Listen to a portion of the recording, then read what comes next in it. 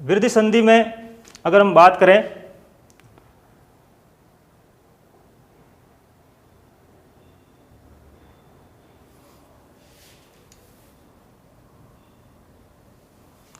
वृद्धि संधि में कुछ सामान्य जानकारी भी आपको, प्रत्यय से संबंधित कुछ जानकारी भी मैं आपको इसी के साथ में थोड़ा सा दूंगा, क्योंकि कई बार जो शब्द होते हैं उसमें गलती बहुत ज़्यादा हम करते हैं। क्या है देखो,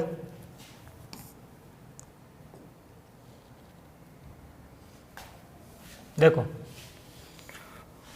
वृद्धि संधि,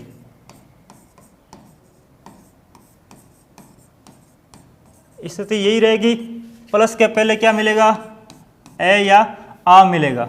क्या मिलेगा, ए या आ मिलेगा।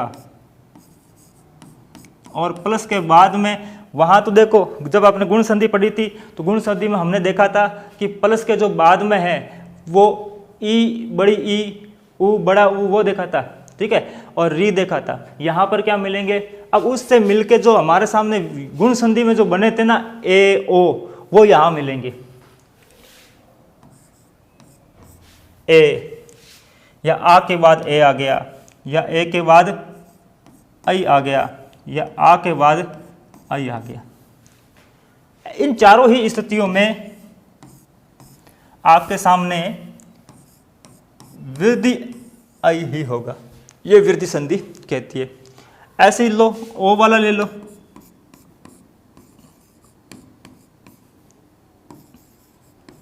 आ के बाद ओ आ गया, या ए के बाद औ आ गया, या आ के बाद औ आ गया। इन चारों ही स्थितियों में क्या होगा, वृद्धि रूप ही होगा।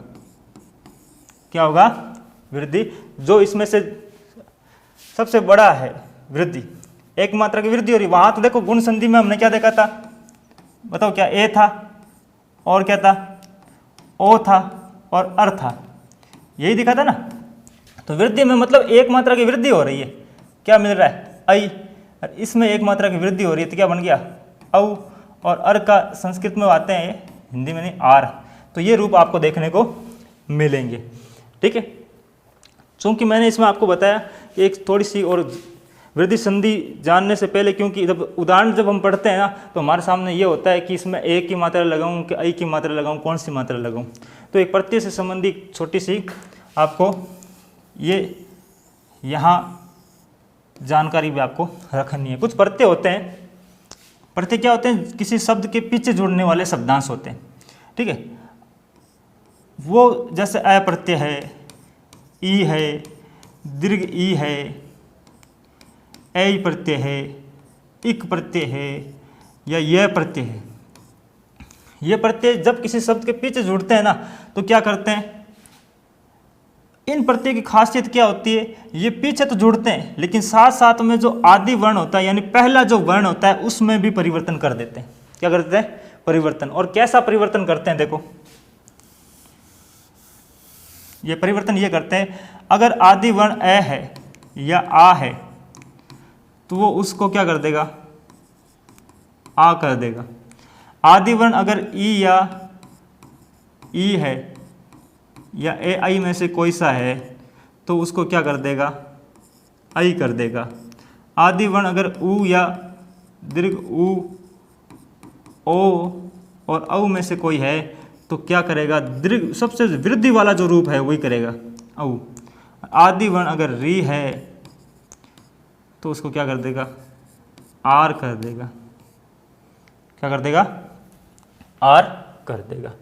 जैसे देखो हम उदाहरण लें इसमें, जैसे आपके सामने उदार शब्द है, उदार शब्द में आदि वर्ण कौन सा है, ऊ है, ठीक है। अब मुझे इसमें यह प्रत्यय जोड़ना है, कौन सा प्रत्यय जोड़ना है, ये। इस यह प्रत्यय खासियत क्या है, बाकी जितने प्रत्यय होते हैं ना ये, इनकी क्या खासियत होती है कि ये देखो स्वर है, इसमें सब में पहला वर्ण कौन सा है, स्वर है, जबकि यह में स्वर नहीं है। तो ये तो क्या, स्वर तो इसके साथ में जुड़ जाते हैं, पिछले वाला जो मात्रा होगी ना, पिछले वाले वर्ण की लास्ट जो शब्द का अंतिम वर्ण है उसकी, उसमें जो स्वर है वो हट जाएगा और ये वाले स्वर जुड़ जाएंगे, जबकि यह में कोई स्वर है नहीं, इसलिए वो अक्सर आधा ही रह जाएगा। तो देखो ऊ को क्या कर दूंगा, ऊ हो चाहे बड़ा ऊ ओ औ कोई सा भी हो, उसको क्या बना रहा है, औ बना रहा है। तो ऊ को क्या बनाऊँ मैं, औ, और सब क्या दा। अब रे मेरा आधा रह जाएगा, किसके कारण, ये के कारण। तो सब क्या बन गया, औदार्य। अब ये होता है ऐसा। अब गुण वृद्धि संधि में जब हम पढ़ेंगे तो ये कंफ्यूजिंग रहती है कि मैं औदार्य ऐसे लिखूं या ऐसे लिखूं, ये लिखूं या लिखूं। लेकिन जिसको पता है कि औदार्य शब्द उदार से बना है, उदार में यह प्रत्यय जुड़ा है और उससे क्या बना है, औदार्य बना है, तो वो ऐसी गलती बिल्कुल भी नहीं करेगा। वो कौन सा करके आएगा, औदार्य, औदार्य करेगा, औदार्य नहीं करेगा। ऐसे ही देखो, जैसे शब्द है आपके सामने ईश्वर, क्या शब्द है, ईश्वर। अब इसमें यह प्रत्यय जोड़ना है, यही करना है। जहाँ ई आया या ए आई है, वहाँ उसको क्या कर दो, आई कर दो। तो इस ई को मैं क्या कर दूंगा, आई, और क्या से व, ये के कारण लास्ट अक्षर आधा रह जाएगा। आधा रे नीचे नहीं रहता, बाकी तो देखो ऊपर चला जाता है अगले अक्षर के, और बाकी कोई वर्ण है वो तो नीचे ही रहेगा। तो ये क्या हो गया, देखो ये किसके ऊपर चला गया, रे ये के ऊपर चला गया, और शब्द मेरा क्या बन गया, ऐश्वर्य। वहाँ ऑप्शन में आपको ऐसे भी मिलेगा, या कंफ्यूजिंग होती है कि ये लिखूं या ये लिखूं, ऐश्वर्य ऐसे लिखूं कि ऐसे लिखूं। शुद्ध कौन सा है, ये। जिसको ये नियम पता है क्या, कि अगर इक ये जो प्रत्यय है ये संतान सूचक प्रत्यय होते हैं, ये जब किसी के पीछे जुड़ते हैं तो आदि वर्ण में भी परिवर्तन करते हैं। बाकी परिवर्तन जितने भी प्रत्यय हैं वो आदि वर्ण में परिवर्तन नहीं करते, ये आदि वर्ण में भी परिवर्तन करता है। क्या करता है, ए आ आए तो आ, ई है तो आई, उ ओ औ है तो औ, री है तो आर। ठीक है, तो ये इसकी खासियत होती है। तो अब ये गलती नहीं करनी। अब जैसे उदाहरण में हमारे सामने जैसे आएंगे ना उदाहरण कि महा प्लस ऐश्वर्य, तो आपको ये नहीं सोचना है कि ऐश्वर्य में ए करूं कि ऐ करूं, क्योंकि आपको पता है ऐश्वर्य ईश्वर शब्द से बना है, और ईश्वर में जब यह प्रत्यय जुड़ता है तो ऐश्वर्य बनता है, ऐश्वर्य नहीं बनता। ऐसे महा प्लस औदार्य लिखूं कि औदार्य लिखूं, कंफ्यूजिंग नहीं होनी वहाँ पर। आपको कौन सा करना है, औदार्य। क्यों, क्योंकि उदार शब्द में कौन सा प्रत्यय जुड़ा है, यह प्रत्यय जुड़ा है, और ऊ का क्या बन गया, औ बन गया, और शब्द क्या बन गया मेरा, औदार्य। ठीक है, तो ये गलती बिल्कुल नहीं करें। उदाहरण देखें इसके, चलो शब्द है मेरे सामने महा धन ऐश्वर्य। अब वहां पे संधि विच्छेद में आपको ऑप्शन में ये भी मिल जाएगा, क्योंकि अगर आपको पता है कि ऐश्वर्य किससे बना है, ईश्वर में यह प्रत्यय जुड़ने से बना है, तो आप क्या कौन सा करोगे, यही वाला करोगे, ये नहीं करेंगे। तो ये क्या हमारा अशुद्ध है। तो शुद्ध कौन सा होगा, ऐश्वर्य। अब देखो वृद्धि संधि में हमने क्या देखा था कि प्लस के पहले क्या मिलेगा, ए आ मिलेगा,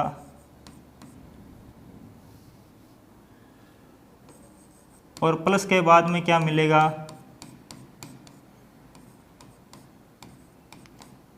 ए या आई मिलेगा। क्या मिलेगा, ए या आई मिलेगा। हर स्थिति में बनेगा क्या, वृद्धि रूप ही बनेगा।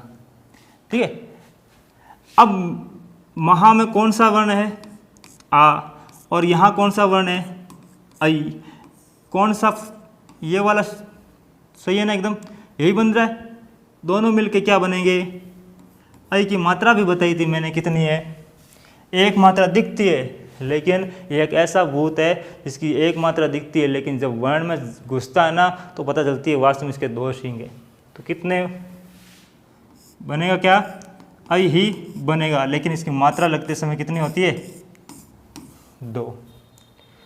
सॉरी, ऐसे, ठीक है ना, लगा दे मात्रा, लो भाई जी मात्रा लगा दी है। मेरा अभी तक हलंत था क्योंकि इसका आ और ये ए मैंने दोनों मिलके ये बना दिया है। अब ये दोनों मात्रा कौन सी लगाऊं, ये लो लिख दूं, ये लो, कोई दिक्कत, कोई दिक्कत नहीं है। ऐसी भी देखो,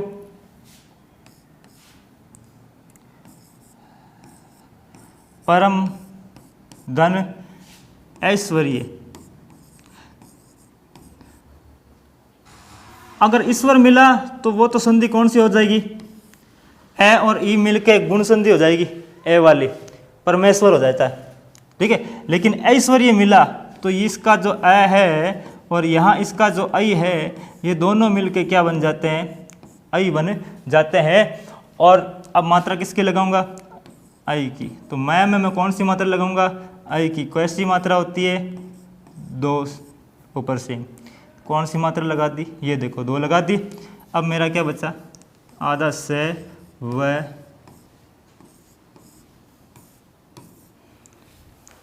परमेश्वरी, ठीक है।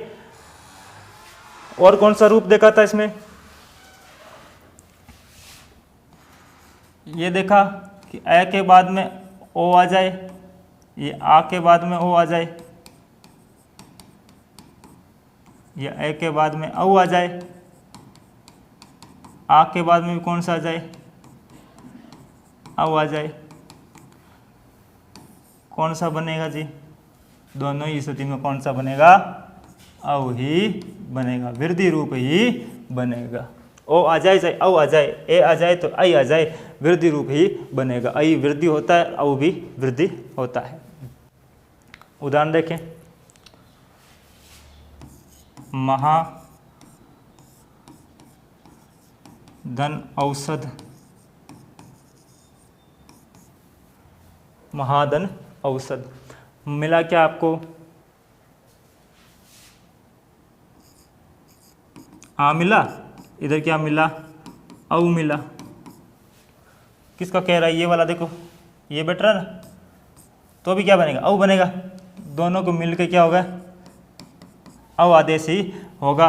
अब आ की मात्रा नहीं होगी, किसकी मात्रा लग जाएगी, औ की मात्रा लग जाएगी, और शब्द ले गया महौषध।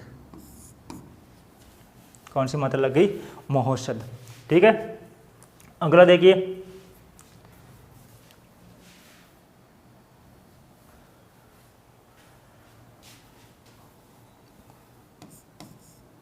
जल धन ओक,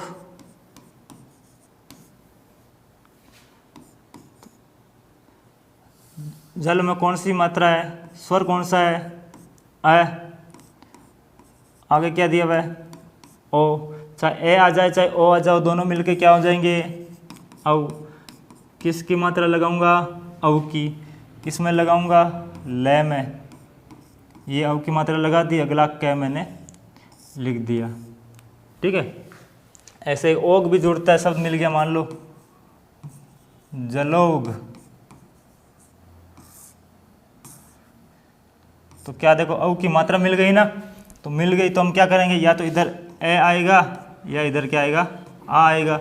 इधर क्या आएगा, ओ आएगा या औ आएगा। दोनों मिलके क्या बन जाएंगे, औ बने। तो क्या करूं, जल करूं या जला करूं, जल होता है जी। ओक की तरह क्या होता है, ओग होता है। दोनों मिलके क्या बन गए, जलोग। कौन सी संधि होती है ये, वृद्धि संधि, ये आपकी वृद्धि संधि है। वृद्धि संधि के बाद जो हम संधि देखेंगे वो हमारी है यण संधि। कौन सी संधि, यण संधि। यण संधि में अब तक हमने जो देखा था उसको देखो, पहचान कैसे है। अब तक तीन संधि देखी थी, दीर्घ संधि, अगली कौन सी देखी थी, गुण संधि, और अगली कौन सी देखी थी, वृद्धि संधि। कौन सी संधि, वृद्धि संधि। पहचान कैसे, कैसे पहचान करेंगे कि अब देखो, एक तो शब्द सीधा आता ही हमें सबसे पहले पता हो जाना चाहिए कि कौन सी संधि है, दीर्घ है, गुण है, वृद्धि है। अगर आपको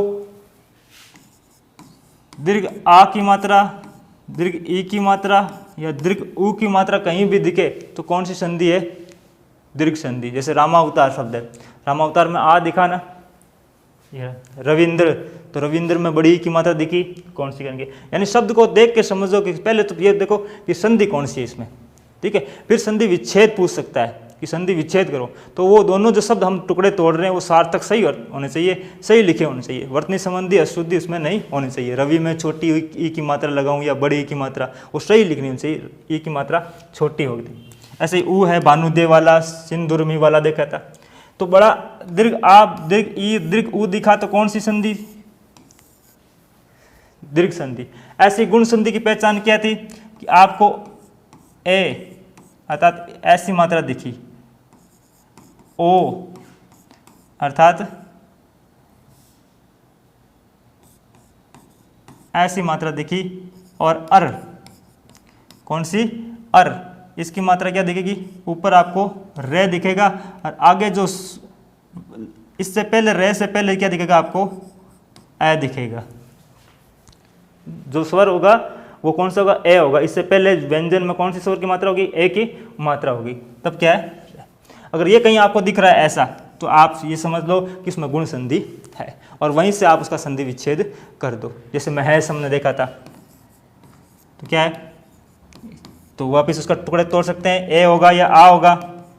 ए होगा या आ होगा? इधर ई होगा या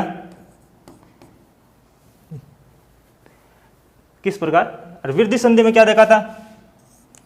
आपको ऐ की मात्रा मिलेगी और औ की मात्रा मिलेगी। कौन सी मात्रा मिलेगी? ऐ की मात्रा मिलेगी या औ की मात्रा मिलेगी। ऐ की मात्रा कैसी होती है और औ की मात्रा कैसी होती है? ठीक है ना? ये आपको मिलेंगे वृद्धि संधि में। अब इन तीन संधियों में आपने एक चीज देखी होगी, इसमें जो ये प्रथम ये है ना, ये सजातीय वर्णों में होता है। कौन सा होता है? सजातीय। आपस में मिल रहे हैं, ए से मिल रहा है, ए आ से मिल रहा है, आ ए से मिल रहा है, या ई से मिल रहा है, ऊ से मिल रहा है, एक दूसरे से गले मिल रहा है, भाई भाई, ये समझ भाई भाई आपस में मिल रहे, एक ही माँ के। ठीक है। यहाँ पे जो ए ई से मिल रहा है, जो हमने राजा जी की कहानी सुनी थी, उस कहानी में हमने देखा था, वो पहले तो एस पे ए का आ बना, ई का दीर्घ ई, ऊ का दीर्घ ऊ, फिर ए ई के पास गया, ए ऊ के पास गया, ए री के पास गया। अब वो दूसरी रानी के पास, बेटे के पास गया था ना, तो ये ए ई के पास, उसके पास जा रहा है, तो ए बना, ऊ के पास गया तो ओ बना, री के पास गया तो अर बना। यानी इनको अगर समझे तो काका बेटे या काका की बेटी उनके पास जा रहा है, तब तो कौन से जान रहे हैं? ए ओ और अर। याद करने के लिए कह सकते हैं अर ए अर ओ। काका जी वाले तो कह रहे हैं अर ए अर ओ। ए गुण सिखाया क्यों? ऐसे गुण हमें नहीं सीखने हैं भाई। अर ए अर ओ गुण संधि में तो चल रहे हैं कि अर ए अर ओ। ठीक है। तो अर ए अर ओ ये कहाँ मिल रहे हैं? गुण संधि में। कहीं भी दिखे अर ए अर ओ, ए ओ मात्रा दिखी, कौन सी संधि? गुण संधि। ठीक है। अब गुण संधि वाले जो ये ए ओ है, ये वाले कहाँ मिल जाएंगे? अब ए आ के बाद अब ए आ है, वो इनके पास जाएगा तो दीर्घ, इसका वृद्धि रूप मिल जाएगा, ऐ और औ मिल जाएगा। इतना हमारा था इन तीन संधियों में। पहचान की भी ध्यान रखना है। इन दोनों में प्लस के पहले जो है वो ए आ मिलेगा दोनों में। ठीक है। इधर ए मिल सकता है, लेकिन साथ वाले मिलेंगे ए आ या आ ए, ई साथ में सजातीय वाले ही मिलेंगे। अब जो हम यण संधि पढ़ेंगे ना, इस यण संधि में हमारे सामने अब ई के बाद में भिन्न स्वर आ सकते हैं। जैसे देखो, मूल स्वर कितने थे? ए ई ऊ और री। ठीक है। ए ई ऊ री ये मूल स्वर थे। अब हमने देखा इन स्वरों से मिलके बना क्या? ए से बना क्या? आ। ई से मिलके क्या बने? ई। ऊ से मिलके क्या बना? दीर्घ रूप बना इनका। क्या बना? दीर्घ रूप। ये हमने कौन सी संधि में पढ़ा था? दीर्घ संधि में पढ़ा था ना। फिर जो दूसरी स्थिति थी, अब ये ए जो आ है, ये वाला पोर्शन, अब ये जाएंगे इनके पास में, ए या आ किसके पास में? ई के पास में, तो क्या बना था? ए। ऐसे ही ए या आ जो है दोनों ऊ के पास गए तो क्या बना? ओ। ये दोनों रूप हमने किस में पढ़, कौन सी संधि में पढ़े थे? गुण संधि में पढ़े थे। कौन सी संधि में? गुण संधि में देख लिए थे। अब इसके बाद में क्या था कि अब ए आ जो नए वाले हैं उनके पास जाएगा, इस ए के पास जाएगा भाई। ए आ इस री के पास भी गए तो भी कौन सा देखा था? अर। ये तीन चीज गुण में देखी थी। ए ई के पास गया ए ऊ के पास गया ओ, और ए री के पास गया अर। और वृद्धि संधि में अब क्या होगा, ए अब नए वालों के पास जाएगा, इसके पास गया क्या बना आई, और ए आ दोनों में से कोई भी अगर ओ के पास गया क्या बना औ। यहाँ तो हमने क्या देखा था कि ए आ ही जा रहे हैं, ठीक है। अब ए आ क्यों जाए, अगर पहले ई आ जाए, भाई ई मान लो ए के पास चले जाए तो क्या होगा, ऊ ए के पास जाएंगे या ए से मेल करेंगे तो क्या होगा, री ए से मेल करेगा तो क्या, यानी इसका उल्टा। अब तक जो हमने पढ़ा था उसका उल्टा ये दो संधियां, कौन सी, गुण संधि के बाद में जो वृद्धि संधि के बाद में यण और अयादि हम पढ़ेंगे, ये दोनों को दोनों अभी तक जो हमने संधियां पढ़ी थी उसका विपरीत है। यानी अब हमारे सामने ई पहले आएंगे कि भाई इन्हीं को भेज रहे हो। राजा जी को कहा था, भाई राजा जी क्या कर रहे हो आप, तो ए आ को लाडले बेटे को भेज रहे हो। अब जब उसने संधि की थी, जब ए मान लो ए ई के पास गया तो ए बना था, हमने देखा था, ठीक है। ए ऊ के पास गया तो इसने जो मंत्र बोला तो उसने ए बन गया। अब मंत्र तो ये भी सीख गया साथ में, जब ई के पास गया तो ये चोरी छिपी अब ई भी मंत्र सीख गई। जब वो ए के पास में गई या मान लो किसी ऊ के पास में गई, किसी के भी पास में गई, तो अब ये क्या बन जाता है, यही हम यण संधि में देखेंगे। या मान लो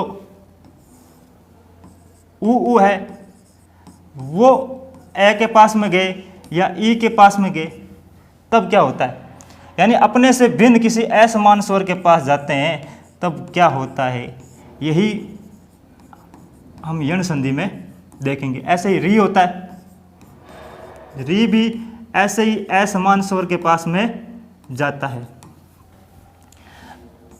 अब ई अगर किसी के पास जाएगा तो ये ई जो है वो ये में बदल जाता है। बताओ किस में बदल जाएगा, ये में बदल जाएगा। और जो इधर वाली जो मात्रा है ये वाली, अब तक देखो हमने दीर्घ संधि, गुण संधि और वृद्धि संधि देखी, लेकिन तीनों में क्या देखा था कि दोनों मिलके नया आदेश देते हैं, नया रूप बनते हैं। लेकिन यण संधि और अयादि संधि में केवल इधर वाला प्लस के इधर वाला ही बदलेगा, इधर वाले की मात्रा इसमें लग जाएगी। यह मेरा आधा है, अब यह मैं आगे जो दिया हुआ ए है तो ए की मात्रा लगाऊंगा, और ऊ है तो ऊ की मात्रा लगाऊंगा, जो आगे दिया रहेगा वही है। ऐसी प्रकार ऊ जो है वो किस में बदलेगा, वह में। ई तो मेरा किस में बदल रहा है, यह में, और ऊ मेरा किस में बदल रहा है, वह में। अब जो मात्रा होगी उसी के अनुसार ये शब्द बन जाएगा, या वह बन जाएगा या वी बन जाएगा, जो आगे मेरा दिया हुआ है, ठीक है। तो कह सकता हूं कि ई यह में बदल जाता है, ऊ वह में बदल जाता है, और री रे में बदल जाता है। ऐसे संस्कृत में होता है लिरी, लिरी के बाद में अगर असमान स्वर है, कौन से है, असमान स्वर, तो ये जो लिरी है ये ले में बदल जाता है। तो एक आप देख रहे हैं यहाँ कि ये रे ले वे, ये जो चार वर्ण यहाँ पे आए, ये चारों ये तो व्यंजन वाले थे। ये व्यंजन यानी स्वर, जब स्वर से मिल रहा है तो व्यंजन का निर्माण कर रहा है। यही संधि हमें बताती है कि यह रे ले वे, ये जो चार वर्ण है इसमें से यह और रे ले और वे, ये तो संस्कृत, ले तो लिरी से बनता है, ये संस्कृत में होता है, इसलिए हिंदी में ग्राह्य नहीं है। रे का क्या है कि री से मिलके बनता है। तो अब री में काफ़ी भ्रांतियाँ होती है कि री की उच्चारण ऐसे बोलते हैं, तो री को हम बहुत कम लेते हैं। ये और वह, ये जो दो है इनको अर्ध स्वर कहते हैं। क्या कहते हैं, अभी पीछे PSI एग्जाम में भी आ गया था, निम्नलिखित में से कौन से अर्ध स्वर है, तो कौन से अर्ध स्वर, ये और वह। कैसे अर्ध स्वर है, देख लो, ई से बन रहा है ये, ऊ से बन रहा है वह, तो स्वर से ही तो बन रहा है। तो एक तरीके से ये आधे स्वर वे, ठीक है। री से रे, क्योंकि री का उच्चारण हम री की भांति ऋषि, अब होता तो ऋषि ऐसे है, ठीक है, लेकिन उच्चारण कैसे करते हैं, इसी ऋषि। दोनों के उच्चारण में कोई भिन्नता नहीं है, इसलिए कुछ विद्वान इस री को मानते ही नहीं, हिंदी में स्वर नहीं मानते, इसलिए इसको शुद्ध अगर अर्ध स्वर के तो नहीं है, शुद्ध अर्ध स्वर कोई है तो वो दो है, ये और वह, ठीक है। तो ये भी